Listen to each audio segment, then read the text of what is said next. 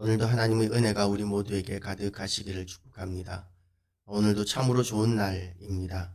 이제 예수 그리스도에 대해서 우리가 어떤 자세를 가져야 하는가, 복음에 대하여, 예수 그리스도에 대하여 우리가 얼마나 존귀히 여겨야 하는가라는 것이 중요합니다. 1절 말씀을 보면 이렇게 시작합니다. 그러므로 우리는 들은 것에 더욱 유념하므로 우리가 흘러 떠내려가지 않도록 함이 마땅하니라. 흘러 떠내려가는 것이 있고 거슬러 올라가는 것이 있습니다. 개울에 보면 물이 하천에 보면 물을 따라서 흘러내려가는 것이 있고 그리고 물을 거슬러 올라가는 것이 있는데 어떤 차이가 있느냐 하면 물길을 따라 흘러내려가는 것들은 죽은 것들입니다. 그리고 물을 거슬러 올라가는 것들은 살아있는 것들이죠. 살아있는 것들은 그냥 흘러가는 것이 아니라 물길을 거슬러 올라가면서 그렇게 생존합니다. 맑은 곳, 더 맑은 물을 위하여 물길을 거슬러 올라가는 것이죠. 그렇게 우리는 살아있는 존재라면 이 세상의 흐름과는 다른 이 세상의 흐름을 거슬러 올라가는 이런 일들도 우리는 하면서 살아가야 합니다. 이 세상은 어떤 곳입니까? 이 세상은 변질되고 타락하고 악해져가는 세상입니다. 우리가 세상은 점점 더 좋아질 것으로 기대합니다. 물론 경제가 발전하면 경제적으로 나아질 수도 있고 문명이 발달하면 과학 발달로 말미암아 더 편리해질 수도 있습니다. 그런데 어떤 나라들은 보면 경제도 더 나락에 떨어지게 되고 그리고 편리한 그런 문화라는 그런 과학기술의 발달도 그것이 과학기술의 발달로 편리해지는 것이 아니라 그 폐해로 말미암아 그 오염이나 또는 악해지는 것들로 인해서 더 고통스러워지고 더 절망하게 되는 이런 경우들도 있습니다. 우리는 그래서 세상의 과학이나 세상의 경제나 이런 것들을 의지하여서 살아가는 사람들이 아니라 우리는 변함없는 하나님, 하나님의 말씀을 붙들고 살아가는 사람들입니다. 말씀을 붙들고 살아가는 사람들은 세상의 흐름을 따라서 흘러가지 않습니다. 어떤 사람들은 이렇게 이야기합니다. 우리는 대세를 따를 거야. 우리는 대세를 따를 거야. 예, 대세를 따르는 거 좋습니다. 형통할 수 있습니다. 그런데 대세를 따라야 할 것이 있고 대세를 거슬러야 할 것이 있습니다. 세상의 것들을 따라가는 것이 아무리 대세라 할지라도 우리는 거기에 따라서 흘러내려가면 안 됩니다. 왜냐하면 죽은 것들이 흘러가기 때문입니다. 이제는 교회가 얼마나 많이 세속되었는지 교회의 세속화 문제가 심각한 지경에 이르렀는지 깨닫지도 못할 지경까지 그렇게 교회의 세속화 문제가 심각해져 가고 있습니다. 교회의 권위, 교회의 권세는 영광은 이제 거의 세상으로부터 인정받지 못합니다. 이제는 예수 믿는다는 것이 그렇게 세상으로부터 인정받지 못합니다. 성도의 영광이 무너져 버렸기 때문입니다. 왜 이렇게 무너지게 되었습니까? 물론 첫 번째는 교회와 성도들이 자기의 본분을 지키지 못하고 원래의 모습을 잃어버렸기 때문이기도 합니다. 그러나 그것보다도 더 큰 것이 있는데 그것이 무엇이냐 하면 교회와 성도들을 끊임없이 무너뜨리고자 하는 악한 영들의 그런 악한 공격들이 계속되고 있기 때문입니다. 그래서 교회는 더욱더 우리가 굳게 서서 하나님의 말씀 붙들고 그리고 세상에 대하여는 거슬러 올라가면서 우리의 위치를 지키고 살아있는 자로서의 그런 증거들을 보여야 하는데 그런데 지금 우리 이 땅의 교회들은 그런 면에 있어서 약한 교회들이 많이 있습니다. 너무 많이 있습니다. 그래서 우리가 교회의 영광, 성도의 영광을 회복하기 위하여 우리는 다시 한 번 더 말씀으로 돌아가고 말씀을 붙들어야 합니다. 그래야 흘러가지 않는 것이죠. 우리가 2절 말씀을 보면 이렇게 되어 있습니다. 천사들을 통하여 하신 말씀이 견고하게 되어 모든 범죄함과 순종하지 아니함이 공정한 보응을 받았거든. 천사들이 하는 말에 대하여도 거역하면 공정한 보응을 받아서 진멸을 당했었습니다. 소돔과 고모라 땅이 그랬었습니다. 그렇게 하나님의 말씀을 거역하고 천사의 말을 거역하는 것만으로도 사람들은 진멸당하고 나라가 망하기도 했었습니다. 그런데 우리에게 이 복음의 말씀을 전해주신 분은 예수 그리스도이십니다. 천사들과 비교할 수도 없이 존귀한 영광스러운 분이 바로 예수 그리스도이십니다. 왜 천사들보다 존귀하냐 하면 그 천사를 만드신 창조주이시기 때문입니다.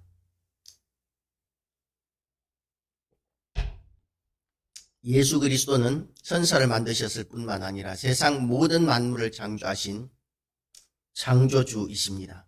그래서 천사의 권위와 비교할 수 없을 만큼 존귀하고 영광스러우신 분이시고 그분의 말씀의 권위도 천사의 말과는 비교도 되지 않을 만큼 그런 말씀입니다. 그런데 그 말씀을 들은 우리가 그 말씀을 얼마나 귀하게 여겨야 되겠습니까? 우리가 이같이 큰 구원을 등하니 하면 어찌 그 보응을 피하리요?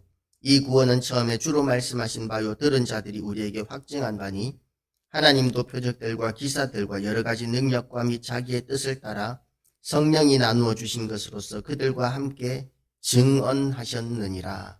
고 이렇게 이야기합니다. 보응을 받는답니다. 우리 주님께서 하신 말씀을 믿지 않고 예수 그리스도를 받아들이지 않고 영접하지 않는 자들은 보응을 받는답니다.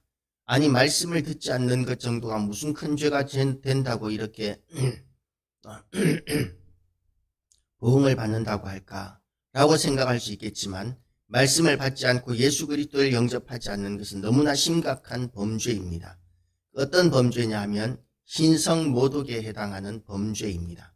하나님은 진리이시고 예수 그리스도도 진리이시고 그리고 너무나 지존하신 분이신데 그 지존하신 분의 말씀을 거짓말이라고 하고 인정하지 않고 그리고 그 말씀하신 예수 그리스도 천지를 창조하신 그 창조주이신 예수님을 구세주로 믿지 않는 것 그것은 신성 모독일 수밖에는 없습니다.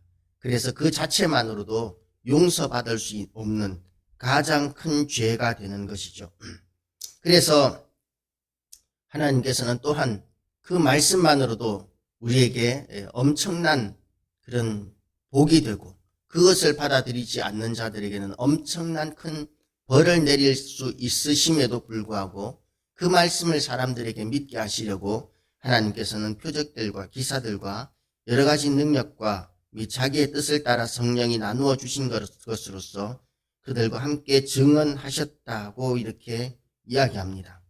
그렇게 우리가 하나님의 말씀, 예수 그리스도의 말씀을 받아들이게 하시려고 하나님께서는 또한 많은 기적과 표적을 행하시고 그렇게 또한 성령을 부어주시고 증언을 하시면서까지 우리에게 진리의 말씀, 복음의 말씀을 선포하셨는데도 그 말씀을 믿지 않고 받아들이지 않는 것은 점점 하나님께서 우리에게 애쓰시고 사랑을 부어주시고 하신 그 모든 것에 비례해서 우리의 죄는 점점 더 커지게 되는 것입니다.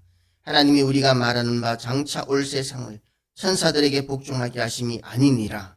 그러나 누구인가가 어디에서 증언하여 이르되 사람이 무엇이기에 주께서 그를 생각하시며 인자가 무엇이기에 주께서 그를 돌보시나이까. 이것은 시편 8편에 나오는 말씀인데 예수님께서 이렇게 하나님께서 예수님을 이렇게 존귀하게 여기시는데 그런데 그렇게 존귀하신 예수님께서 사람의 모양으로 오셔서 사람으로서 사람들을 구원하시기 위하여 십자가에 못 박혀 죽으시기까지 하셨다는 말이죠. 예수님의 영광과 우리 사람의 영광과는 비교도 되지 않습니다. 예수님께서는 우리 한 사람의 생명을 의인 한 사람의 생명을 온 천하보다도 귀하게 여기신다고 말씀하셨는데 우리가 실제로 그렇게 존귀하지 않습니다. 왜냐하면 우리 하나님께서 만들어 놓으신 온 천하의 모든 피조물 가운데 하나에 불과하기 때문입니다. 하나님께서 얼마든지 다시 만드실 수 있는 하나의 피조물에 불과합니다. 그런데 그 피조물을 하나님께서는 지극히 사랑하셨던 것이죠. 그렇게 사랑하셨기 때문에 우리를 위해서 그 생명까지도 죽어주실 수 있으셨던 것입니다. 어떤 집에 애완용으로 요즘은 반려동물로 여러 가지를 그야말로 우리가 상상하지도 못했던 그런 것들을 애완동물로, 반려동물로 기르는 사람들이 참 많이 있습니다. 우리가 그렇게 혐오하는 뱀을 애완동물로, 반려동물로 기르는 사람도 있고요. 곤충, 특별히 지네라든지 이런 것들, 보기만 해도 혐오스러운 이런 것들을 반려동물로 이렇게 기르는 사람들도 있습니다. 그렇게 기르다가 이제 실증이 난다든지 감당이 안 되면 또 풀어줘서 이렇게 환경에 대하여 해를 끼치는 그런 일들도 너무 많이 생겨나고 있는데, 우리는 도무지 이해를 하지 못하지만 그런 것들을 반려동물로 이렇게 여기고 사랑하는 사람들에게 있어서는 그런 반려동물을 위하여 희생하기를 주저하지 않습니다. 얼마나 애를 쓰고 얼마나 사랑하는지 모릅니다. 그래서 만약에 강아지를 기르는 사람 앞에서 강아지를 욕하면 싸울 각오를 해야 합니다. 우리가 강아지를 욕하는 거 함부로 하지 못합니다. 왜냐하면 그 강아지를, 반려동물을 기르는 사람들은 자식처럼 여기기 때문입니다. 그래서 엄마, 아빠라고 그래요. 개 앞에서 개를 언제 낳았다고, 고양이를 언제 낳았다고, 엄마, 아빠, 엄마가 해줄게, 아빠가 해줄게, 이런 식으로 정말 친자식처럼 그렇게 대우하는 것들을 우리는 많이 보게 됩니다. 우리가 생각하기에 좀 과하다고 생각할 수 있겠지만 그렇게 귀하게 여기기 때문에 그것은 귀한 것입니다. 귀하게 여기기 때문에 귀한 것입니다. 영국 여왕이 강아지를 잃어버린 적이 있었는데 그것 때문에 온 나라가 강아지를 찾느라고 발칵 뒤집힌 일이 있었습니다. 왜 그렇습니까? 영국 여왕이 귀하게 여기는 강아지이기 때문입니다. 그냥 길거리에 나돌아다니는 강아지가 아니라 영국 여왕이 귀하게 여기는 강아지였기 때문입니다. 우리는 어떤 존재입니까? 하나님이 귀하게 여기시는 존재이기 때문에 하나님께서는 그 독생자 예수 그리스도를 십자가에 못 박아 죽이시기까지 하시면서 우리를 구원하기를 원하셨습니다. 왜냐하면 우리를 너무나 사랑하셨기 때문에, 우리를 그렇게 귀하게 여기시기 때문입니다. 우리가 귀한 존재이기 때문이 아니라 하나님이 우리를 그렇게 귀한 존재로 여기시기 때문에 우리는 귀한 존재가 되었습니다. 그래서 우리는 아무것도 아닌 우리의 그 신분에 대하여 그렇게 존귀히 여기는 하나님의 사랑 앞에서 우리는 사랑으로 화답해야 되는 것이죠. 지존하신 하나님, 우리를 너무나 사랑하시는 하나님, 그 귀하신 하나님께서 우리를 그렇게 사랑하셔서 예수 그리스도를 십자가에 못 박아 죽이시기까지 하면서 우리를 구원하셨는데, 그런데 그 예수 그리스도의 말씀을 거역하고 그리고 그 예수 그리스도를 구주로 영접하지 않는 그 자체가 우리는 하나님 앞에 용서받을 수 없는 큰 불경죄를 짓는 것이다 라고 이렇게 우리는 인식할 수 있어야 합니다. 그리고 또한 이것이 얼마나 큰 죄인지 인식하지 못하는 수많은 사람들이 구원받지 못하고 멸망의 길, 지옥의 길로 가고 있는 이 현실을 보면서 그들이 하나님 앞에서 구원받고 하나님 앞에 돌아올 수 있게 하기 위하여, 하나님의 뜻대로 우리에게 주신 사명을 감당하기 위하여 우리가 이 땅에서 충성하고 헌신하는 것은 너무나 당연한 일입니다. 하나님의 말씀을 귀하게 여기고 예수 그리스도를 귀하게 여기는 우리 모든 교회와 성도들 되시고, 또한 예수 그리스도께서 얼마나 귀하신 분이시고 그 말씀이 얼마나 귀한 말씀인지를 우리가 온 세상에 알게 하는 그런 귀한 사명자가 되시기를 오늘도